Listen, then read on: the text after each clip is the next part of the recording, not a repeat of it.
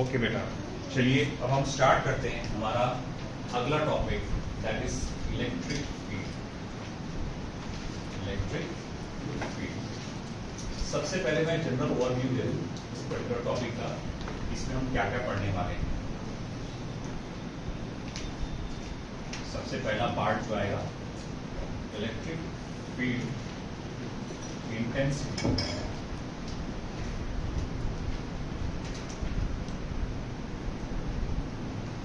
अगला आएगा electric field due to system of charges. तीसरा आएगा physical significance of electric field।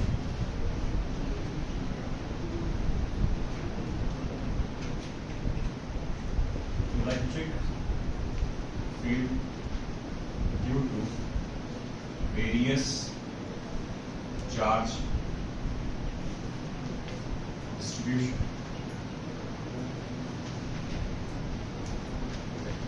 Various charge distribution।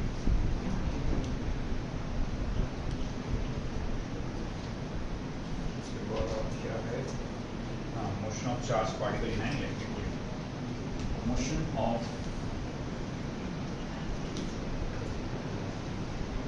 charged particle in an electric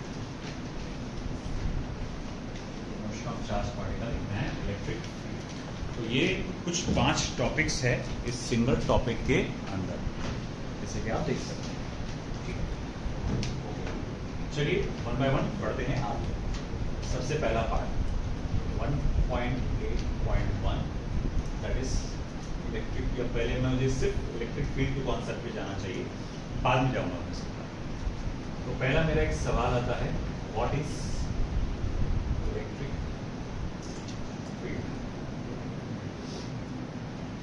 electric field क्या चीज है? Field बोलते से समझ में आता है कि वो क्या है, मैदान, एरिया, है ना। तो इलेक्ट्रिक फील्ड किसे कहा गया है कि एक अगर चार्ज है मानो, या एक चार्ज पॉजिटिव चार्ज से, ये क्या करेगा, अपने आसपास एक इलाका बना लेगा। इस इलाके में अगर कोई भी एंटर करेगा, उस चार्ज को क्या फील होगा, फोर्स ऑफ अट्रैक्शन या force of repulsion due to this charge.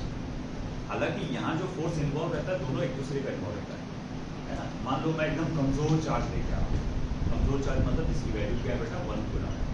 और एक ऐसा चार्ज मैं उसकी फील्ड में लेके आ रहा हूँ, यहाँ से मैं देखता हूँ यहाँ पर फोर्स फील हुआ, नहीं हुआ, क्या नहीं हुआ, हाँ यहाँ हुआ, हाँ यहाँ फोर्स फील होने लगा। इस तरह यहाँ से, इस तरह यहाँ से, इस तरह यहाँ से। अगर मैं इस पूरे फील्ड का एक शेप बनाने की कोशिश करूँ तो ये शेप कैसा नजर आएगा आपको, स्फेरिकल, है ना। आप इधर से घुसो, इधर से घुसो, या इधर से घुसो, इधर से घुसो, या इधर से घुसो, इधर से घुसो, आपको क्या फोर्स फील होने लगेगा, इलेक्ट्रोस्टैटिक फोर्स ऑफ अट्रैक्शन या फिर ऑफ रिपल्शन। तो ये जो फील होता है, जिस इलाके में फील होता है, उसको हम लोग क्या कहते हैं, इलेक्ट्रिक फील्ड, है ना। अब उसी इलाके में अलग अलग पॉइंट पर इलेक्ट्रिक फील्ड की जो ताकत होती है, इसको हम लोग कहते हैं इलेक्ट्रिक फील्ड इंटेंसिटी, वो अलग अलग होती है। तो अब हम लोग ये पॉइंट को समझने की कोशिश करेंगे कि what is electric field intensity. वैसे इलेक्ट्रिक फील्ड को हम लोग क्या कह सकते हैं, area surrounding a given charge, area surrounding a given charge where any other test charge experience electrostatic force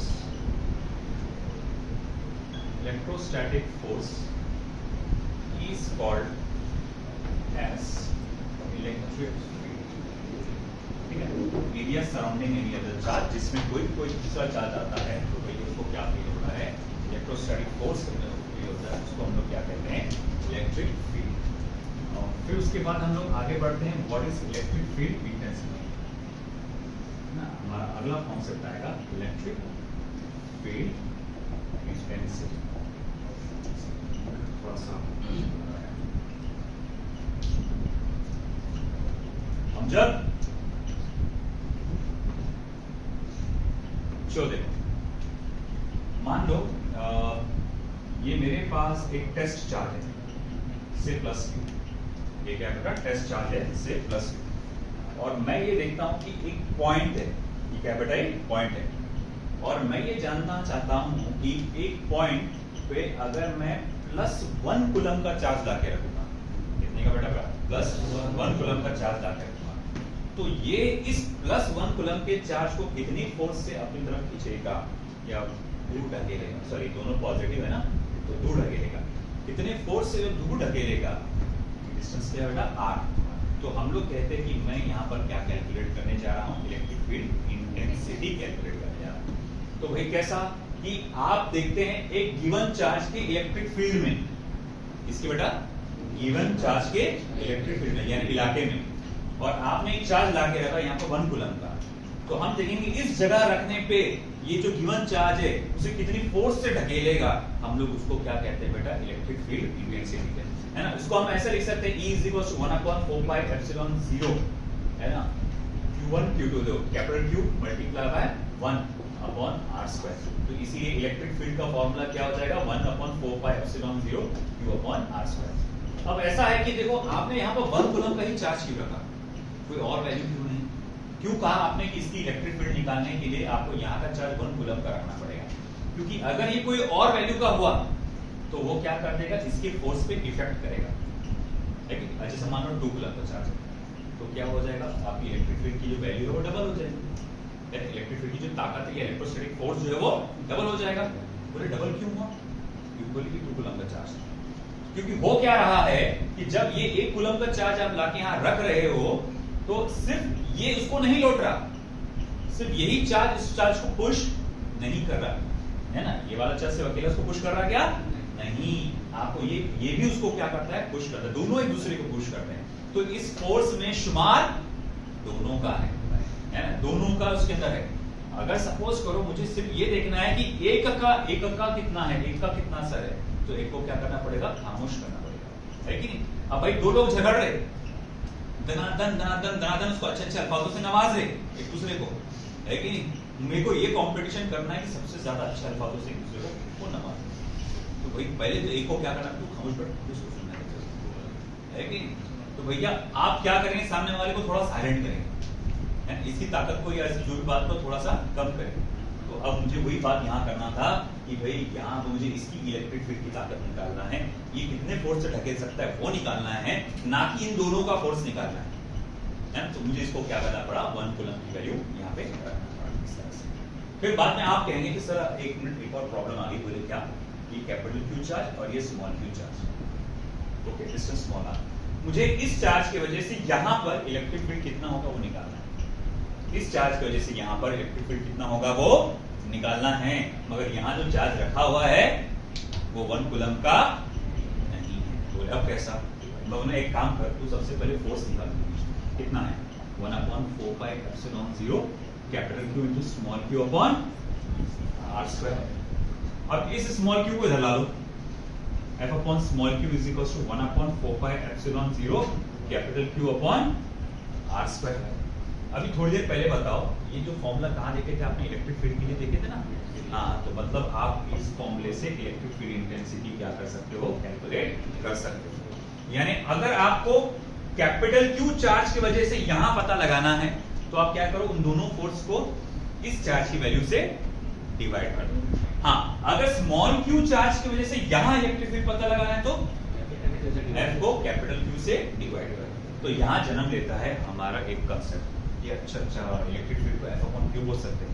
इसी वजह से SI यूनिट आपके इलेक्ट्रिक फील्ड इंटेंसिटी का क्या बन जाता है बेटा, न्यूटन पर कूलम या फिर वोल्ट पर मीटर। ये क्यों होता है बाद में बताऊंगा, अभी सिर्फ न्यूटन पर कूलम। और इसका जो डायमेंशन है बेटा वो क्या निकल के आता है, आपका डायमेंशन फिर क्या निकल के आता है, m1 l1 t - 2 t1 a1 आता है, t - 3 t - 1, ये आप इसका डायमेंशन कैलकुलेट कर सकते हैं। आई बात समझ में आपको ये, तो ये है हमारा इलेक्ट्रिक फील्ड इंटेंसिटी। स्टूडेंट बताइए और क्या है यहाँ पे, ये असाइनमेंट आ गया इसका, ठीक है। वो फोर्स के बारे में भी हो गया, F/Q, ठीक है। ओके, एक कॉन्सेप्ट बता दूं, इलेक्ट्रिक फील्ड इंटेंसिटी एक वेक्टर क्वांटिटी है। अब अगर ये वेक्टर क्वांटिटी इसका कोई ना कोई डायरेक्शन होगा, तो electric field intensity can be directed from positive charge to negative charge, है ना। अगर एक सिंगल पॉजिटिव चार्ज है, सिंगल क्या बेटा, पॉजिटिव चार्ज है, तो इलेक्ट्रिक फील्ड इंटेंसिटी यहाँ से रेडियली बाहर की तरफ निकलती है, रेडियली आउटवर्ड्स। और अगर एक सिंगल नेगेटिव चार्ज है, तो इलेक्ट्रिक फील्ड इंटेंसिटी यहाँ से रेडियली इनवर्स होती है। रेडियली मालूम होगा आपको क्या होगा, रेडियस के साथ साथ बाहर की तरफ, रेडियस के साथ साथ अंदर के तरफ। तो this was the concept of electric field intensity. चलो आप पढ़ लो जब तक की पूरा। तो अब हमारा अगला टॉपिक जो है वो है electric field due to system of charges. बहुत आसान सा है point, electric field due to system of charges, electric field due to system of charges. अब ऐसा है कि देखो बेटा, यहां पर मेरे पास बहुत सारे चार्जेस है, से Q1, Q2, Q3, Qn, okay. और एक ये पॉइंट दिया गया है, यहाँ पे इलेक्ट्रिक फील्ड का डायरेक्शन इस तरह से वेक्टर E1, यहाँ इस तरफ वेक्टर E2, यहाँ वेक्टर E3, और ये चार्ज की वजह से वेक्टर En। तो हम कहेंगे बेटा कि देखो यहाँ इतने मल्टीपल चार्जेस है, और किसी एक पॉइंट पे आप सारे चार्जेस की वजह से इलेक्ट्रिक फील्ड की ताकत क्या होगी, आप ये पता लगाने की कोशिश कर रहे हैं। तो ये आप इलेक्ट्रिक फील्ड की वैल्यू कैसे पता लगाएंगे? तो सिंपली ये कहता है कि आपको सभी इलेक्ट्रिक फील्ड इंटेंसिटी का क्या करना पड़ेगा बेटा, वेक्टर सम करना पड़ेगा, है ना। और जब आप इन सभी इलेक्ट्रिक फील्ड इंटेंसिटी का वेक्टर सम करेंगे, तो आपको टोटल यानी कि नेट इलेक्ट्रिक फील्ड की वैल्यू भी मिल जाएगी और डायरेक्शन मिल जाएगी। अभी पिछले इसमें भी हम लोग ने ये चीज पढ़े थे, सुपरपोजिशन, है ना, ऑफ फोर्सेस। तो बिल्कुल वही है, कुछ भी डिफरेंट नहीं है, बट वही बात रिपीट हुई। वो फोर्स के लिए थी, ये इलेक्ट्रिक फील्ड इंटेंसिटी के लिए। और वेक्टर सम कैसे करते हैं ये मुझे बताने की जरूरत नहीं, आप जानते हैं अच्छे से, ठीक है। ओके, फिर उसके बाद एक आया है अगला पॉइंट फिर आपका, physical significance of electric field, ठीक है। Physical significance of electric field, ये जो पार्ट है आपको स्टेटमेंट वाइज वाले जो क्वेश्चंस होते हैं, है ना, तो उसमें आ सकता है, असर्शन एंड रीजन में भी आ सकता है physical significance of electric field. इसमें दो टाइप के हैं, पहला है स्टैटिक कंडीशन, स्टैटिक कंडीशन, और दूसरा है आपका electromagnetic non static condition, electromagnetic non static condition, electromagnetic non static condition. अब static condition and non static condition ये क्या चीज है, क्या बला का नाम है? स्टैटिक मतलब होता है स्टेशनरी, और नॉन स्टैटिक मतलब जो कि मोशन में होगा। अब ऐसा है, देखो स्टैटिक कंडीशन क्या है, मतलब मान लो एक चार्ज अगर एक जगह पे थमा हुआ है, रुका हुआ है ना, उसकी इलाका, उसने अपने आसपास क्या बना लिया हुआ, इलाका। उस इलाके को हम लोग क्या कहते हैं, इलेक्ट्रिक फील्ड। इस इलाके में जैसे फॉर एग्जाम्पल, है ना, मैं कहता हूं कि भैया ये मेरे पास प्लस क्यू चार्ज है, ये पर्टिकुलर एक पॉइंट है, यहाँ पर इलेक्ट्रिक फील्ड की जो वैल्यू है 10 कूलम, सॉरी न्यूटन पर कूलम है, और ये एक पॉइंट है क्यू नाम का, तो यहाँ पर इलेक्ट्रिक फील्ड जो है 6 न्यूटन पर कूलम है। आई बस समझ में? ओके, अब ऐसा है कि मैं कह रहा हूँ कि यहाँ पर 10 न्यूटन पर कूलम, यहाँ 6 न्यूटन पर कूलम, है ना। अब ये क्या कहना चाहता है, ये बताना क्या चाहता है, ये बताना ये चाहता है कि इस पॉइंट पे किसी भी चार्ज को बहुत ज़्यादा फोर्स लगेगा, है ना, और इस पॉइंट पे उसी चार्ज को इसके मुकाबले फोर्स कैसा लगेगा, कम लगेगा। अगर ये मान लो कि फॉर एग्जांपल 6 की जगह मैं इसको 5 कर दूँ, तो मैं ये कह सकता हूँ जो फोर्स उसको यहाँ लगेगा उसका आधा फोर्स, है ना, उसको यहाँ फील होगा। तो ये क्या बता रहा, चार्ज को रखे बगैर ये बता दे रहा कि किस पोजीशन पे कहाँ कितना फोर्स लगने वाला है ना। तो ये हो गया आपकी स्टैटिक कंडीशन। इसकी ये इंपॉर्टेंस है इलेक्ट्रिक फील्ड की या इलेक्ट्रिक फील्ड इंटेंसिटी की, कि हमें इससे ये पता चल जाता है कि किस जगह पे चार्ज को कितना फोर्स फील होगा। अच्छा ठीक है, what about the electromagnetic non static condition. अब थोड़ा सा ये आपको देखने समझने में थोड़ा सा दिक्कत जाएगी, क्योंकि ये थोड़ा आगे के पार्ट से रिलेटेड है, उससे लिंक्ड है।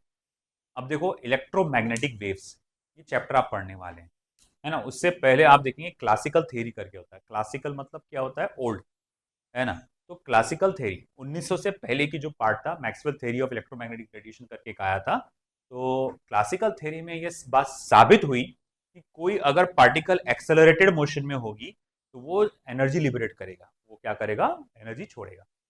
अब जब ये चार्ज मोशन में होगा, या जब चार्ज एक्सेलरेटेड मोशन में होगा, तो ये भी क्या करेगा, एनर्जी लिबरेट करेगा। तो हमें उसकी स्टडी के साथ ये पता चला कि यहां जो एनर्जी लिबरेट होती है, it is in the form of electromagnetic wave. It is in the form of electromagnetic wave. अब इलेक्ट्रोमैग्नेटिक वेव क्या होता है बेटा, इसमें इलेक्ट्रिक फील्ड भी होती है और मैग्नेटिक फील्ड भी होती है, दोनों होता है ना। असल में ये होता है जब चार्ज मोशन में होता है, एक्सेलरेटेड मोशन में होता है, तो वो अपने आसपास क्या पैदा करता है, इलेक्ट्रिक फील्ड पैदा करता है। हर चार्ज के आसपास क्या होता है, इलेक्ट्रिक फील्ड होता है। क्योंकि चार्ज एक्सेलरेशन में है, तो उसकी जो आपकी जो इलेक्ट्रिक फील्ड होती है वो भी वेरिएबल होती है, और वेरिएबल इलेक्ट्रिक फील्ड जनरेट करती है वेरिएबल मैग्नेटिक फील्ड, और फिर वेरिएबल मैग्नेटिक फील्ड दोबारा जनरेट करती है वेरिएबल इलेक्ट्रिक फील्ड, फिर वो वेरिएबल इलेक्ट्रिक फील्ड दोबारा जनरेट करती है वेरिएबल मैग्नेटिक फील्ड। ऐसी electric magnetic electric magnetic electric magnetic करते करते करते करते करते करते करते करते करते पूरा वो क्या होता है बेटा अपना, है ना, वो रेडिएशन आगे बढ़ता बढ़ता बढ़ता जाता है। अब इस इंपॉर्टेंस ये है कि अगर चार्ज की खोज ना हुई होती तो इलेक्ट्रिक फील्ड की खोज ना हुई होती, इलेक्ट्रिक फील्ड की खोज ना हुई होती तो हमें इलेक्ट्रिक फील्ड के बारे में ना पता चलता, तो फिर हम लोग को ये नहीं पता चलता था कि वायरिंग इलेक्ट्रिक फील्ड की वजह से वायरिंग मैग्नेटिक फील्ड पैदा होता करके, हमको ये पता नहीं चल पाता था। और जब ये नहीं पता चलता तो हमको आज स्पीड ऑफ लाइट नहीं पता चलता था। स्पीड ऑफ लाइट अपन जानते हैं ना, 3 × 10⁸ ये उस क्लासिकल थियरी की ही देन है ना। वो किसकी देन है, क्लासिकल थियरी की। और वो क्लासिकल थियरी किस पे डिपेंड करता है, इसके कॉन्सेप्ट पे डिपेंड करता है ना। उसका एक बहुत बड़ा मेजर हिस्सा, डिपेंडेबल हिस्सा ये है, इलेक्ट्रिक फील्ड इंटेंसिटी, है ना। तो इसीलिए इसका इंपॉर्टेंस है कि इस इलेक्ट्रिक फील्ड इंटेंसिटी ने हमें ये भी बताया कि भैया कि किस जगह पे कितना फोर्स फील होगा, चार्ज को रखे बगैर बताया कि यहाँ डबल होगा, यहाँ ट्रिपल होगा, यहाँ कितना फोर्स होगा। दूसरी बात ये भी बताया उसने कि चार्ज जो अगर एक्सेलरेटेड मोशन में होगा वो एनर्जी लिबरेट करेगा, और वो एनर्जी कहलाएगी इलेक्ट्रोमैग्नेटिक वेव या इलेक्ट्रोमैग्नेटिक रेडिएशन बोला जाता है। और उसी की मदद से हम इलेक्ट्रोमैग्नेटिक वेव की स्पीड कैलकुलेट कर पाए, 3 × 10⁸ मीटर/सेकेंड। आया समझ में। अब ये दोनों पॉइंट्स को एक साथ कवर कर लीजिए आप।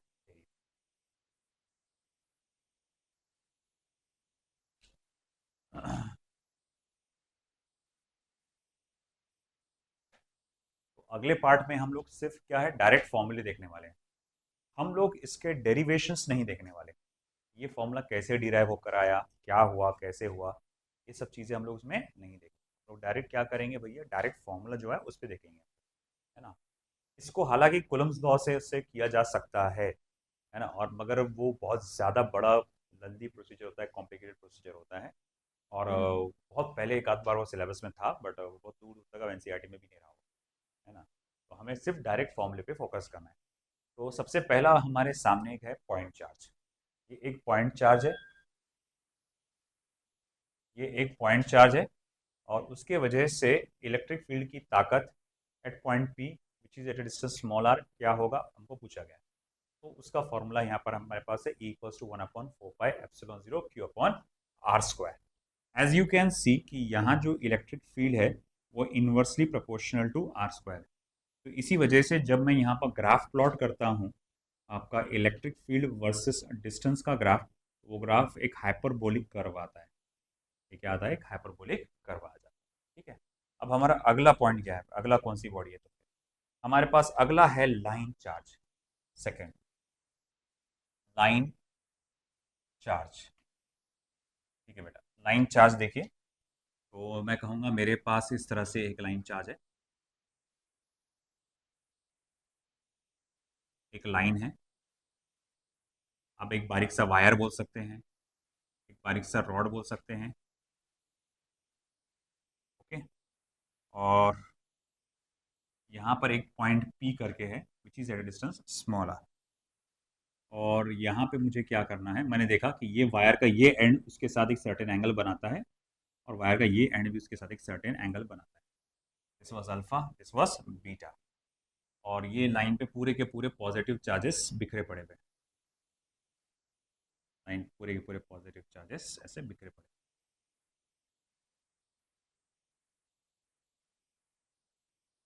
मान लो लीनियर चार्ज डेंसिटी कितनी है बेटा, लैम्बडा, है ना, लीनियर चार्ज डेंसिटी या लाइन चार्ज डेंसिटी हम लोग कहेंगे। तो अब ऐसा है कि मैं क्या देखता हूँ कि यहाँ से जो इलेक्ट्रिक फील्ड आ रही है, जैसे मान लो क्या हो रहा है कि ये पॉइंट थोड़ा नीचे की तरफ है ना, यहाँ पॉइंट नीचे की तरफ है। तो इसमें क्या होगा कि ज़्यादातर हिस्सा इसका जो लाइन का वो कहाँ आ रहा है, ऊपर की तरफ आ रहा। तो आपकी जो इलेक्ट्रिक फील्ड आएगी उसका कुछ डायरेक्शन ऐसा होगा, थोड़ा सा नीचे की तरफ टेढ़ा। और अगर ये पॉइंट ऊपर की तरफ होता तो क्या होता, ज़्यादातर चार्जेस कहाँ हैं, नीचे की तरफ। उससे यहाँ पैदा होने वाली इलेक्ट्रिक फील्ड का डायरेक्शन कुछ इस तरफ होता था। फिर हम लोग क्या कर सकते हैं बेटा, उसको दो कंपोनेंट्स में बांट सकते हैं। एक कंपोनेंट है एक्स एक्सिस का और एक कंपोनेंट है बेटा वाई एक्सिस का।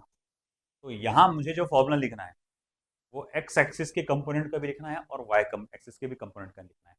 बाद में आपको मालूम है कि आप जब नेट ई निकालेंगे वो क्या कर सकते हैं आप, ई एक्स का स्क्वायर प्लस ई वाई का स्क्वायर करें, ठीक है। तो सबसे पहले ई एक्स के लिए क्या फॉर्मूला है यहाँ पे देखो, हाँ, E X is equal to 1/4 pi epsilon 0 lambda upon are sine of alpha plus sine of beta. And remember one thing, lambda क्या है, charge per unit length. Total charge है यहाँ पर ये नहीं, हमेशा सिलेंडर में और वायर में, सिलेंडर में और वायर में चार्ज पर यूनिट लेंथ दिया जाता है, ना कि टोटल चार्ज दिया जाता है। तो ये हो गया 1/4 pi epsilon 0 lambda upon are sine alpha plus sine beta. और E Y is equal to क्या हो जाएगा, 1/4 pi epsilon 0 lambda upon R cos beta minus cos alpha. अगर आप एटलीस्ट ये बेसिक वाला फॉर्मूला अगर आप ये याद रख पाए तो आगे के फॉर्मूले अपने आप बनते चले जाएंगे। ई एक्स का क्या फॉर्मूला है, 1/4 pi epsilon 0 lambda by r sine alpha plus sine beta. बोलो ई एक्स का क्या है, 1/4 pi epsilon 0 lambda by r sine alpha plus sine beta. और कॉस ई वाई का 1/4 pi epsilon 0 lambda by r cos beta minus cos alpha, ठीक है ना। तो ये हमारा बेसिक हो गया। और जैसे कि मैंने कहा नेट इलेक्ट्रिक फील्ड इंटेंसिटी कैसे निकल के आएगी, यहाँ लिख देता हूँ, नेट इलेक्ट्रिक फील्ड इंटेंसिटी कैसे निकल के आएगी, under root of E x square plus E Y square, ठीक है ना। ओके चलो मान लिया। अब आगे क्या, हमारे पास फिर अलग अलग कंडीशंस आएंगे, यहाँ पर स्पेशल केसेस आएंगे। अब पहला क्या है, परपेंडिकुलर बाइसेक्टर पे आया तो, है ना, case 1।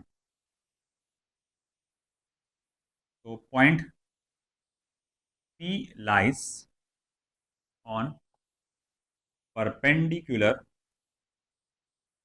bisector, point P lies on perpendicular bisector।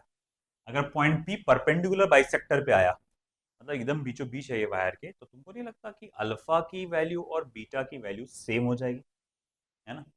और अगर अल्फा और बीटा की वैल्यू सेम हो गई तो कॉस बीटा और कॉस अल्फा का सब्ट्रैक्शन करेंगे तो क्या आ जाएगा, 0। और फिर वर्टिकल कंपोनेंट की वैल्यू क्या हो जाएगी, 0। और लॉजिकल बात भी है, अगर सपोज करो मैं ये बीचों बीच लेता हूँ तो ये देखो, इधर इसके इतने पार्ट की वजह से इलेक्ट्रिक फील्ड इधर आएगी और इतने पार्ट की वजह से इलेक्ट्रिक फील्ड इधर आएगी। तो इसका वर्टिकल कंपोनेंट ऊपर जितना आएगा उतना नीचे आएगा, तो एक दूसरे को क्या करेंगे, कैंसिल। तो कुल मिला के इलेक्ट्रिक फील्ड इंटेंसिटी किधर होगी, सिर्फ एक्स एक्सिस पर। तो ये याद रखना कि यहाँ पर कुल मिला के इलेक्ट्रिक फील्ड इंटेंसिटी कहाँ होती है, सिर्फ एक्स एक्सिस पर। अब एक काम करो, ये बीटा की जगह अल्फा डाल दो, क्योंकि अल्फा और बीटा तो दोनों कैसे हैं, सेम है। तो अब देखो ई एक्स की वैल्यू क्या निकल के आती, 1/4 pi epsilon 0 2 lambda upon are sine of alpha. क्योंकि दो हो जाएंगे ना, sine alpha plus sine alpha हो जाएगा, जो कि क्या हो जाएगा, 2 साइन अल्फा। तो 2 यहाँ पर आ जाएगा मल्टीपल में 2 लैम्बडा, ठीक है। अच्छा ठीक है, ई वाई की वैल्यू क्या हो जाएंगी फिर, है ना। तो अब देखो दोनों सेम है, फिर क्या हो जाएगा, 0। ओके। और अगर मैं देखूंगा फिर ई नेट क्या रहेगा, फिर आपका ई नेट तो ई एक्स के बराबर ही हो जाएगा, जो कि क्या होएगा 1/4πε0 two lambda upon are sine of 2 λ/r sine of. ठीक है। आप चाहे तो उसको भी कट कर सकते हैं, 2 1 जा 2 2 जा 2πε0, मगर मत करो, कट करो, मेरी राय में। क्यों मालूम क्या, क्यों नहीं करना चाहिए? 1/4πε0 की हमारे पास डायरेक्ट वैल्यू 9 × 10⁻9। तो उसको छेड़ना मतलब क्या हुआ, वो डायरेक्ट वैल्यू से हाथ कमाना या कुछ उसके साथ कड़ी हो जाएगी। ठीक है, ये केस 1 था। अच्छा ठीक है, अब हमारा केस 2 क्या है बेटा? If wire is infinitely long. ठीक है, ओके। तो केस 2 है आपका, if wire is infinitely long. अच्छा ठीक है, मान लो। अच्छा एक काम कर दो, मान लो ये यहाँ तक है, तो आपने एंगल बताया ऐसा कि वायर को बड़ा करते चलेगा, एंगल बड़ा होगा, बड़ा होगा, बड़ा होगा, बड़ा होगा, बड़ा होगा, बड़ा होगा, है ना? बहुत ऊपर चला गया, ये ऊपर, है ना? अब बताओ ये लाइन कैसी होगी फिर? एकदम बहुत ऊपर है तो ये लाइन कैसी हो जाएगी? सीधा स्ट्रेट, मतलब ये क्या हो जाएगा? परपेंडिकुलर। तो हमें मालूम है कि अगर वायर इनफाइनाइटली लॉन्ग हो गया तो ये लाइन एकदम ऊपर ऐसी हो जाएगी, ये अल्फा की वैल्यू 90 डिग्री हो जाएंगी, सॉरी बीटा की वैल्यू 90 डिग्री हो जाएंगी, और इसी तरह नीचे भी हो जाएगा। तो अल्फा और बीटा दोनों का वैल्यू क्या हो जाएगा? 90 डिग्री, दोनों का वैल्यू हो जाएगा 90 डिग्री। तो alpha is equals to beta is equals to क्या हो जाएगा बेटा? 90 डिग्री, है ना? Alpha equals to beta is equals to क्या हो जाएगा? 90 डिग्री। तो अल्फा और बीटा अगर दोनों के दोनों 90 डिग्री हो गए, तो फिर अगर मैं बोलूँगा फिर क्या आ जाएगा आपका? देखो ई एक्स इज इक्वल्स टू क्या हो जाएगा? तो देखो sine alpha sign 90, angle same है ना दोनों का, तो साइन 90 क्या होता है? 1। तो फिर ई एक्स हो जाएगा 1/4πε0 टू लैम्बडा अपॉन आर, ये ई एक्स की वैल्यू हो जाएगी। तो ई वाई क्या रहेगा? ई वाई अभी भी क्या रहेगा? जीरो ही रहेगा, है कि नहीं? क्यों जीरो रहेगा? क्योंकि भाई वही है ना, कॉस 90 माइनस कॉस 90, वैसे भी कॉस 90 कितना होता है? जीरो ही होता है, और मैं वो सब्ट्रैक्ट भी हो जा रहा है ऊपर से। ठीक है ना? तो मैं बोल सकता हूँ देखो ई नेट जो है आपका वो 1/4πε0 टू लैम्बडा/आर। आया समझ में? ठीक है, नेक्स्ट क्या था? सेमी इनफाइनाइट, बता। थर्ड केस कहाँ गए भाई?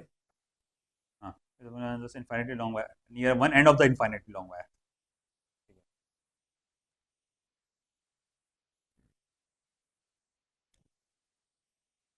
Case third, if the point P lies near one end of infinitely long wire.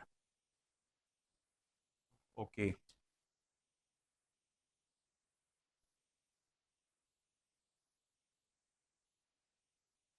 ये देखो point P lies at one end of the infinitely long wire. अच्छा एक बात बताओ, जब ये आखिरी में है, मतलब देखो ये डंडे को ऊपर करते हैं, धीरे धीरे धीरे करते हैं, मुझे लगता है ये अल्फा धीरे धीरे कम होता चला जाएगा, और जब ये इधर आ जाएगा तो अल्फा की वैल्यू क्या हो जाएगी? जीरो, है ना? तो जब मैं ये हिस्से को कम कम कम करते चले जाऊंगा, मैं देखता हूँ कि ये कम हो रहा है, कम हो रहा है, वायर इधर से कम हो रहा है, कम हो रहा है, तो जब आप यहाँ आ जाओगे तो अल्फा की वैल्यू क्या हो जाएगी? जीरो। मगर यहाँ से तो वो अभी भी ऊपर ही है ना, इनफाइनाइट है ना, तो बीटा की वैल्यू क्या रहेगी? 90 डिग्री। इस सिचुएशन में क्या रहेगा आपका? अल्फा की वैल्यू 0 डिग्री रहेगी, है ना, मगर बीटा की वैल्यू क्या रहेगी बेटा? 90 डिग्री रहेगी। अब अगर ऐसी बात है तो चलो डाल के देखते हैं अपन यहाँ पर वैल्यू, ई एक्स कितना आएगा? वो देखो sine alpha sine zero, sine zero zero, 1/4πε0 λ/r, और साइन बीटा साइन 90 क्या हो जाता? 1। ठीक है, अब अगर मैं बोलूंगा ई वाई की वैल्यू क्या रहेगी बेटा आपके पास? तो 1/4πε0 λ/r। अच्छा ठीक है, cos beta, cos beta, beta कितना है अपना? जीरो है, नहीं कॉस बीटा कितना है? 90 है, तो कॉस बीटा क्या हो जाएगा? Cos 90 zero, minus cos zero क्या हो जाता? 1। तो फिर ये हो जाएगा -1/4πε0 λ/r। ठीक है ना?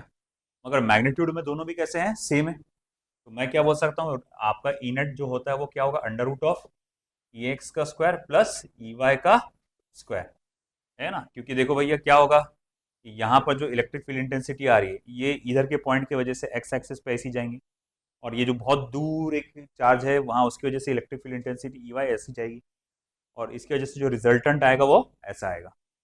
तो E x square plus E Y square, मैं बोलूँगा ई एक्स और ई वाई की मैग्नीट्यूड में वैल्यू कैसी है, सेम है।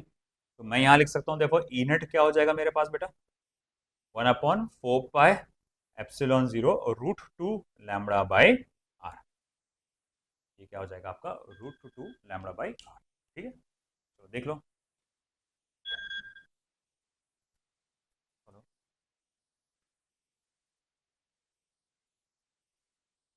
ओके, और एक बात ध्यान रखना यहाँ पर, ये इनवर्सली प्रोपोर्शनल टू सिर्फ आर है, आर स्क्वायर नहीं है। नोटिस करो यहाँ पे आर आर आर, हर जगह सिर्फ आर है ना। तो अगर बाई चांस आपसे पूछा जाए what will be the graph, how will be the graph E versus r, तो ग्राफ तो ऐसे ही रहेगा, मगर सिर्फ इतना रहेगा कि ग्राफ का थोड़ा सा एवरेज स्लोप थोड़ा कम आएगा, मतलब ऐसा आएगा, है ना। अगर एक साथ उसने दोनों बना के दे दिया ग्राफ, और बोलो पहचानो कौन सा पॉइंट चार्ज का है और कौन सा लाइन चार्ज का है, तो कैसे पहचानेंगे, जिसका स्लोप ज्यादा है। देखो मैंने आपको याद बताया था कि इनवर्स में जो भी है जितना पावर बढ़ेगा वो इतना नीचे नीचे नीचे नीचे झुकते जाता, एवरेज स्लोप बढ़ते चले जाता। तो देखो इसका एवरेज स्लोप कम है, इसका एवरेज स्लोप कैसा है, ज्यादा है ना।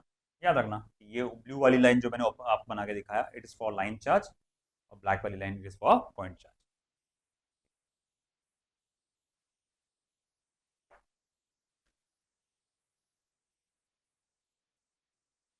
चलिए पढ़ते हैं आगे।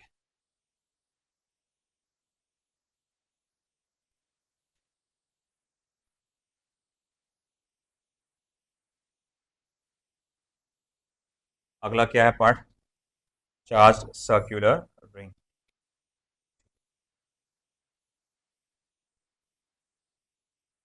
Charge circular ring, charge circular ring. तुम्हारे पास एक चार्ज सर्कुलर रिंग है ऑफ रेडियस कैपिटल आर, और वहां से उसकी एक्सिस पर एक पॉइंट पी है at distance of small are, और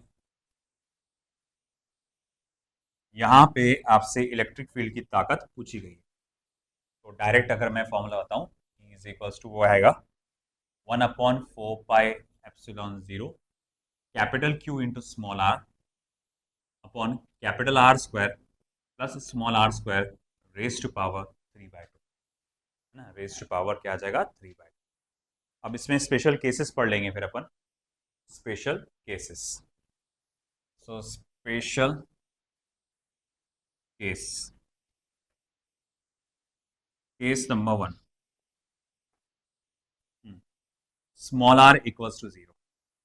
स्मॉल आर इक्वल्स टू 0 मतलब जिस जगह पे आपको इलेक्ट्रिक फील्ड की ताकत मालूम करनी है वो बाहर नहीं है, एक्सेस पर नहीं है, वो डायरेक्ट उसके कहाँ है, सेंटर। ये समझ में आ रहा ना कि ये रिंग है, चार्ज रिंग है, ये इसका सेंटर है, सेंटर से एक लाइन आई है यहाँ पे, और आपको यहाँ इलेक्ट्रिक फील्ड की ताकत पूछा था उसने।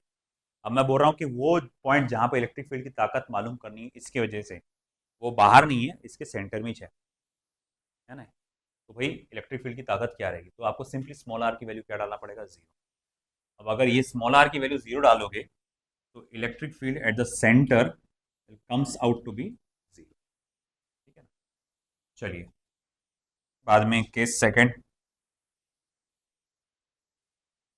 केस सेकंड ये है small r is very much greater than capital R. तो स्मॉल आर बहुत ज्यादा है, बड़ा कैपिटल आर से, बहुत ज्यादा बड़ा है कैपिटल आर के कंपैरिजन में।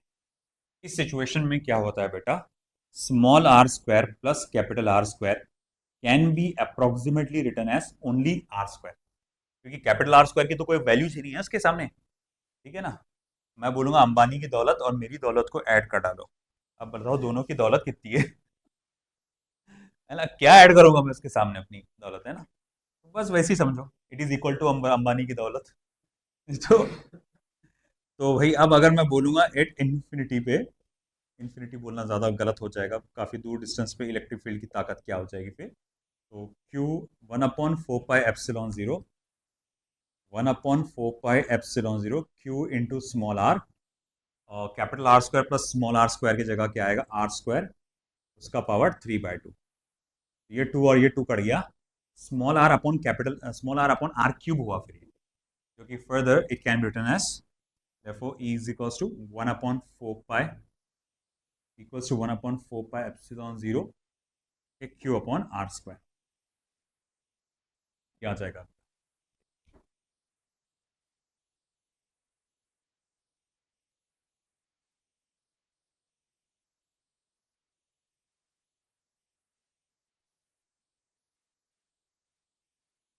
बताओ। अगला क्या बोला हुआ है इसने, डिस्टेंस ऑफ R बाय √2, तो केस थर्ड,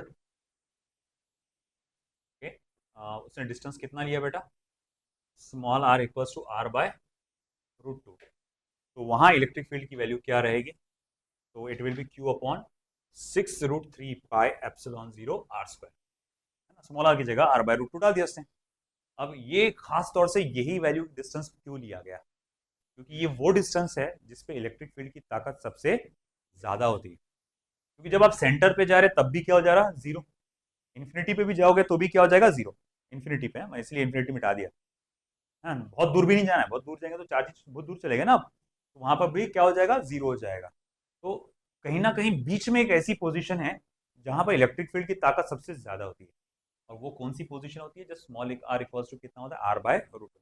और अगर आपको ई की वो मैक्सिमम वैल्यू कैलकुलेट करना है तो ये फॉर्मूले से आप कैलकुलेट कर सकते हैं। इसको ग्राफिकली आपको इस तरह से बताया गया है, ठीक है, ये देखो, ये इलेक्ट्रिक फील्ड की ताकत है और ये स्मॉल आर डिस्टेंस है, तो आप अगर ग्राफ प्लॉट करेंगे तो वो ग्राफ कुछ इस तरह से आएगा, कुछ इस तरह से, ऐसा, है ना, ये ग्राफ कुछ ऐसा आएगा, देख सकते हैं आप, ये आपका जीरो है और ये यहाँ पे small are equals to R by √2 है, और ये इस साइड में लेफ्ट साइड में small are equals to minus R by √2। आ समझ में आपको, ठीक है, और वो मैक्सिमम वैल्यू निकालना है तो वो मेथड से आप कैलकुलेट कर सकते हैं, सॉरी ये मेथड, सॉरी, ठीक है। तो ये हो गया हमारा सर्कुलर रिंग का। चलिए अब बढ़ते हैं आगे सिलेंडर की तरफ। वायर का हो जाएगा तो आपको सिलेंडर भी इजीली आ जाएगा, जो वायर का फॉर्मूला होता है वही सिलेंडर का भी फॉर्मूला होता है ना, बस थोड़ा सा उसमें, जब आप सरफेस चार्ज डेंसिटी के फॉर्म में बोलते हैं तो थोड़ा उसमें बदलाव आ जाता है, और कुछ नहीं। देखो बेटा, तो मेरा फोर्थ वाला है चार्ज्ड सिलेंडर, चार्ज्ड सिलेंडर, मगर उसको हमने दो कैटेगरी में बांटा है, एक है आपका कंडक्टिंग चार्ज सिलेंडर, पहली कैटेगरी है बेटा कंडक्टिंग चार्ज्ड सिलेंडर, और दूसरी कैटेगरी होगी बेटा non conducting charge cylinder. Conducting charge cylinder, let me consider this as conducting charge cylinder of infinitely long, हाँ इनफाइनाइटली लॉन्ग है, खास तौर से याद रखना, सिलेंडर का जो हम एग्जांपल ले रहे हैं इनफाइनाइटली लॉन्ग सिलेंडर का एग्जांपल ले रहे हैं। तो एक चार्ज सिलेंडर है इस तरह से, जिसपे charge per unit length lambda है, इस सिलेंडर का रेडियस कैपिटल आर है, इस एक्सेस से कुछ दूरी पे एक पॉइंट पी लिया गया है, से वो दूरी है स्मॉल आर। तो इस चार्ज सिलेंडर की वजह से पॉइंट पी पे इलेक्ट्रिक फील्ड की जो ताकत रहेगी वो क्या रहेगी, हमें वो पता लगाना है अगर, तो ई आउट जिसको मैं कहूँगा, तो वो रहेगा 1/4 pi epsilon, sorry not 4 pi, 2 pi epsilon 0 lambda by R, या फिर मैं इसको ऐसा लिख सकता हूँ 1/4 pi epsilon 0 2 lambda by R, है ना, बार वही है वायर वाला जो फॉर्मूला है इनफाइनाइटली लॉन्ग वायर का, वो है ना, वही है ना भाई, मैंने क्या बोला था वही रहेगा आपका, वायर का सिलेंडर का वो वही है ना, बस इतना की चौड़ाई बढ़ गई उसकी, है ना, ओके इस तरह से। और फिर अगर मैं बोलूंगा अगर ये पॉइंट पी यहाँ पर सरफेस पे हुआ तो क्या आएगा, तो अगर पॉइंट पी सरफेस पे हुआ तो 1/4 pi epsilon 0 2 lambda upon capital are, अच्छा ठीक है, चलो मान लिया। अगर पॉइंट पी अंदर वाला कहीं पॉइंट हो तो, ई इनसाइड हुआ तो क्या होगा, तो वो जीरो हो जाएगा कंडक्टिंग सिलेंडर के अंदर, है ना। क्यों, देखो सारी इलेक्ट्रिक फील्ड कहाँ जा रही है, बाहर की तरफ जा रही है। सारी इलेक्ट्रिक फील्ड जो है, चार्जेस जितने भी जमा है उसके ऊपर, वो सारी इलेक्ट्रिक फील्ड को कहाँ भेज रहे हैं, बाहर की तरफ। चिराग तले अंधेरा बोलते हैं ना अपन, वैसा। तो वैसी मामला यहाँ है कि भाई ठीक है, उसके एग्जैक्ट अंदर झांक के देखेंगे तो कोई नहीं है। क्यों, सब लोग क्या है, बाहर इलेक्ट्रिक फील्ड की प्रचार बाहर करने में तो अंदर क्या है कुछ पता नहीं। तो इसीलिए यहाँ इलेक्ट्रिक फील्ड की वैल्यू क्या हो जाती है, अंदर जीरो। अच्छा ठीक है, अब आई बारी non conducting cylinder. Non conducting cylinder, तो what about the non conducting cylinder. तो नॉन कंडक्टिंग सिलेंडर में क्या होता है, मतलब कोई नॉन कंडक्टिंग मटेरियल से बना हुआ है, इंसुलेटर या ऐसे कुछ मटेरियल से बना हुआ है। याद हो, मैं आपको जब बेसिक्स पढ़ा रहा था इलेक्ट्रोस्टैटिक के, मैंने बताया था कंडक्टर, मैंने मेटल और नॉन कंडक्टर का पार्ट बताया था। मेटल में ऐसा होता है, किसी एक जगह से चार्ज आप निकालो या किसी एक जगह को चार्ज करो, क्या होता था, एंटायर बॉडी पे चार्ज स्प्रेड होता था, वो भी आउटर सरफेस पे ओनली। नॉन कंडक्टिंग मटेरियल का क्या था, जिस जगह से आप चार्ज निकालोगे वही जगह चार्ज होगी। मैंने कहा था कि अगर नॉन कंडक्टिव सिलेंडर, खासतौर से अगर सॉलिड हो, मतलब अंदर तक भरा हुआ हो, तो चार्ज बाहर से लेके अंदर तक के कर सकते हैं अपन। मगर अगर मान लो कि मेटल का बना हुआ सिलेंडर है या स्फीयर है ना, मेटल का बना हुआ सिलेंडर है या फिर स्फीयर है, चाहे वो हॉलो हो या चाहे सॉलिड हो, है ना, अंदर से भरा हुआ हो या चाहे अंदर से खाली हो, आप कितना भी चार्ज करो, चार्ज कहां जमा होगा, बाहर के सरफेस पे। और नॉन कंडक्टिंग में क्या कर सकते हैं आप, अगर वो भरा हुआ है तो अंदर के हिस्से को भी चार्ज कर सकते हैं। तो अभी ये जो एग्जांपल है उसी का है, वो नॉन कंडक्टिंग सिलेंडर का, इसको अंदर से लेकर बाहर तक के पूरा आपने चार्ज करके रखा है। तो बोले अब इसका फॉर्मूला क्या रहेगा, बोले उसका फॉर्मूला रहेगा, ई आउट के लिए रहेगा 1/4πε0 आपका 2 लैम्बडा अपॉन स्मॉल आर। अच्छा, सरफेस पे के लिए क्या फॉर्मूला रहेगा, 1/4πε0 2 लैम्बडा अपॉन कैपिटल आर। अच्छा, यहां तक तो पूरा का पूरा मामला कैसा है, सेम है।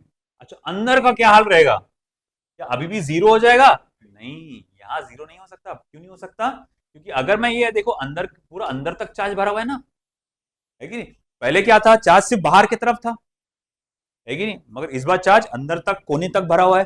तो अगर मैं इसकी एक्सिस से कोई एक छोटा पॉइंट ले लेता हूं यहाँ पे दूर, हालांकि सिलेंडर यहां तक के है, मगर आप यहीं तक के, तो उसके अंदर जो सिलेंडर आ रहा, उसके अंदर जो पार्शियल सिलेंडर आ रहा, उसके चार्ज की वजह से जो इलेक्ट्रिक फील्ड यहाँ पैदा हो जाएगी, है ना। भले वो बाहर वाले चार्जेस की वजह से यहाँ नहीं आएगी, मगर इसके, देखो बात समझ रहे हैं ना आप, कि मैंने कहा कि मेरे को यहाँ पता लगाना है, तो आप क्या करो, इसको एक सिलेंडर मान के चलो, अंदर पार्शियल सिलेंडर, है ना।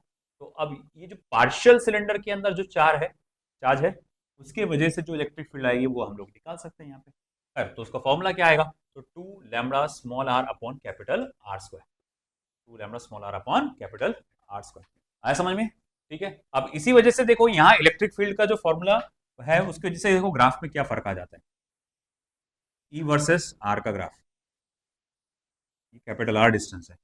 तो मैं बोलूंगा, अगर वो हॉलो सिलेंडर की या कंडक्टिंग सिलेंडर की अगर मैं बात करूं, कौन सी सिलेंडर की बात कर रहा हूं मैं, हॉलो या फिर कंडक्टिंग, तो इस सिचुएशन में क्या होता है कि आपका अंदर तो कुछ भी नहीं है ना, इलेक्ट्रिक फील्ड कैसा है, जीरो है, मतलब ये यहाँ सीधी लाइन ऐसी जाने वाली चिपक के, नहीं भी बना तो चलता, बाहर जो कुछ मिलने वाला है, क्योंकि बाहर इनवर्सली प्रोपोर्शनल टू आ रहा है अपन, तो इसीलिए वो ऐसा आएगा। अच्छा, इसका क्या मामला रहेगा फिर, ये वाले मामले का क्या रहेगा, ये देखो इसके अंदर इलेक्ट्रिक फील्ड जीरो हो गई थी क्या, गौर से देखो बेटा, इसके अंदर अंदर वाले फॉर्मूले में देखो, इलेक्ट्रिक फील्ड जीरो हो गई थी क्या, नहीं।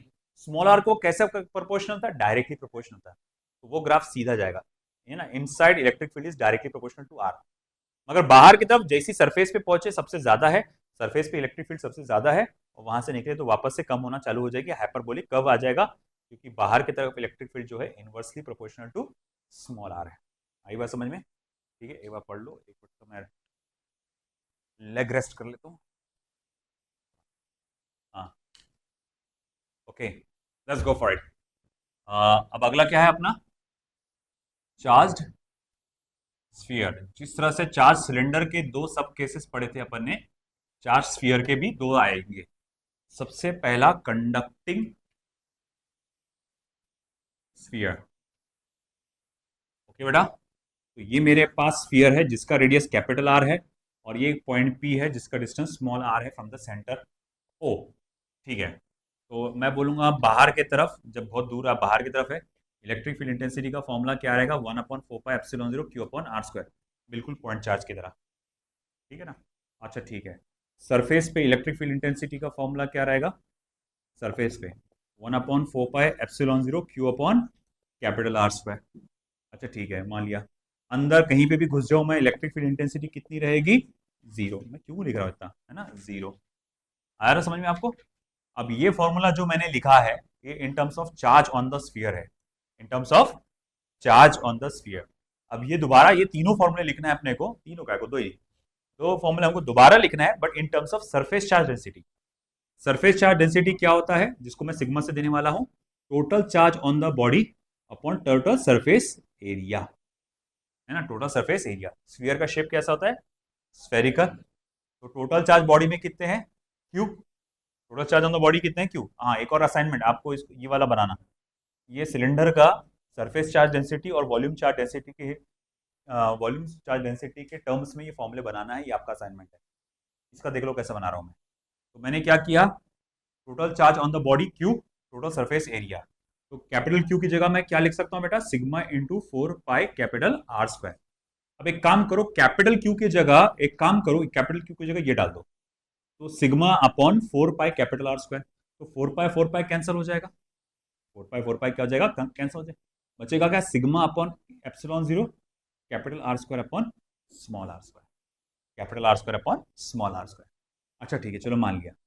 अब इस सिचुएशन में अगर मैं बोलूंगा कि भाई मैं मान लो पॉइंट पी को यहां लेकर आ गया, तो स्मॉल आर और कैपिटल आर की वैल्यू क्या हो जाएगी, सेम। तो इसीलिए यहां पर ये फॉर्मूला सिर्फ इतना बन के रह जाएगा, सिग्मा अपॉन एप्सिलॉन जीरो। आया समझ में। तो ये था कंडक्टिंग स्फीयर के ऊपर जो चार्ज होगा on the surface of the sphere. अब आगे बढ़ते हैं, नॉन कंडक्टिंग स्फीयर।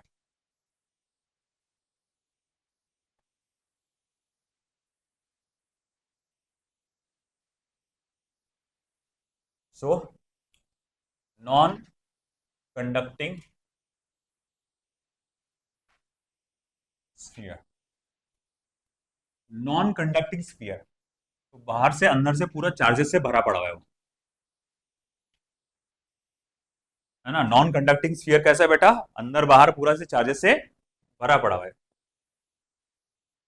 ठीक है। तो अब ये नॉन कंडक्टिंग स्फीयर है, बाहर इलेक्ट्रिक फील्ड की ताकत क्या रहेगी, 1/4 pi epsilon zero Q upon small are square.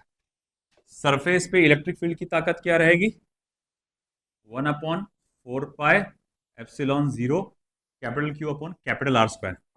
अंदर की तरफ इलेक्ट्रिक फील्ड की ताकत क्या रहेगी, 1/4 पाई एप्सिलॉन जीरो, ओ भाई, हाँ बराबर बराबर जा रहा था। अंदर की तरफ इलेक्ट्रिक फील्ड की ताकत क्या रहेगी, 1/4 pi epsilon zero capital Q upon small are square, sorry capital Q upon capital R cube into small R, है ना, ये फॉर्मूला रहेगा ये, है ना, ये अंदर के लिए।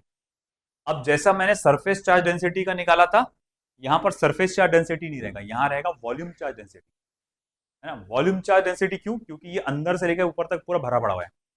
यहां पर चार्जेस क्या थे, सिर्फ सरफेस पे थे, चार्जेस यहां पर क्या थे, सिर्फ सरफेस पे थे, इसीलिए आपने सरफेस चार्ज डेंसिटी लिए थे। और यहाँ चार्जेस पूरे वॉल्यूम में है। आप ऐसा भी जाओगे तो चार्जेस मिलेंगे, ऐसा भी जाओगे तो चार्जेस मिलेंगे, ऐसा भी जाओगे तो चार्जेस मिलेंगे, हर जगह मिलेंगे आपको। तो इसीलिए नॉन कंडक्टिंग स्फीयर के मामले में आप सरफेस चार्ज डेंसिटी नहीं लेते, क्या लेते हैं, वॉल्यूम चार्ज डेंसिटी। क्या होगा, उसको रो से इंडिकेट करते हैं, total charge upon total volume, यानी कि 4/3 पाई आर क्यूब। तो क्यू इज इक्वल टू क्या हो जाएगा, rho multiply by 4/3 pi R cube, total charge. एक काम करो कि टोटल चार्ज की वैल्यू यहाँ पर डाल दो यहाँ पे, तो देखो क्या होगा यहाँ पे। देखो आप देखेंगे क्यू के जगह ये डाला तो 4 पाई कैंसिल हो गया, 4 पाई कैंसिल हो गया, और R cube upon R square से ऊपर आर रह जाएगा। तो I think it will be rho upon rho into small R, rho upon 3 epsilon zero small R. अरे यार गलती कर रहा हूं मैं, ये कैपिटल आर आएगा ना, वॉल्यूम ऑफ स्फीयर आएगा ना यहाँ पर, क्या बड़ी गलती कर रहा हूँ मैं। हाँ, तो रो इंटू आर, और ये हो जाएगा capital R cube upon small R. Check करें सही है क्या, रो अपॉन 3 एप्सिलॉन जीरो, है ना। तो ये आ जाएगा यहाँ इस तरह से। और फिर अगले इसमें क्या है बेटा, स्मॉल आर और कैपिटल आर कैसे बेटा, सेम है। तो अगर सेम है तो ये कट हो जाएगा, बचेगा क्या, रो upon 3 epsilon 0 capital R upon 1, सिर्फ कैपिटल आर रह जाएगा, रो कैपिटल आर रह जाएगा। ठीक है, और इसको क्या करेंगे, इसमें डालना पड़ेगा, आपको देखना पड़ेगा। तो ई इनसाइड इज इक्वल्स टू फिर हो जाएगा 1/4 पाई एप्सिलॉन 0 कैपिटल क्यू की जगह rho into 4 pi capital R cube into small are upon capital R cube. ये कटा 4 पाई कटा 4 पाई कटा, rho R small are upon epsilon 0। Check करो ये है क्या अंदर के लिए,